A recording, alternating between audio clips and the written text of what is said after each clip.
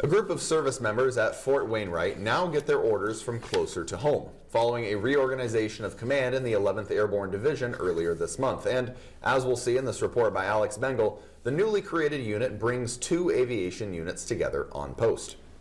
The 11th Airborne Division in Alaska was organized in 2022. One of the biggest transformations of the division recently this summer is activation of the Arctic Aviation Command. Run out of Fort Wainwright, Arctic Aviation Command is a new development that encompasses two aviation battalions. The purpose of the Arctic Aviation Command is to align all the command and control of the aviation assets in Alaska underneath one headquarters, and it reports directly to the 11th Airborne Division. Centered at Ladd Army Airfield, the new command came to life in the ceremony on August 8th.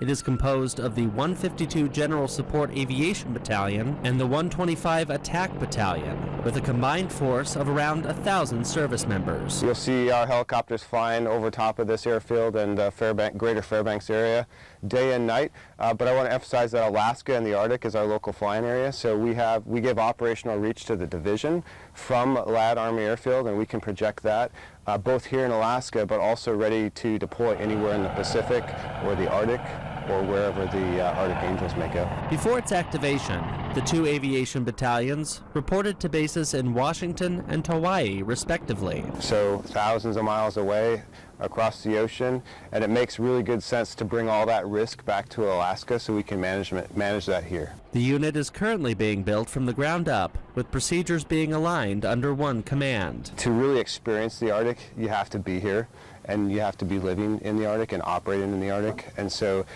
we're excited about helping these battalions manage their risk and executing their missions, all in support of the 11th Airborne Division. This development is expected to continue over the next couple of years. The two battalions are not seeing a change in service members, with the headquarters being the main alteration. The units are preparing for an annual Joint Pacific Multinational Readiness Center exercise in January. We also support Pacific Pathways, which is a series of international exercises that we're excited about pushing out different elements to over the upcoming years. I'm Alex Bengal, reporting for News Center Fairbanks.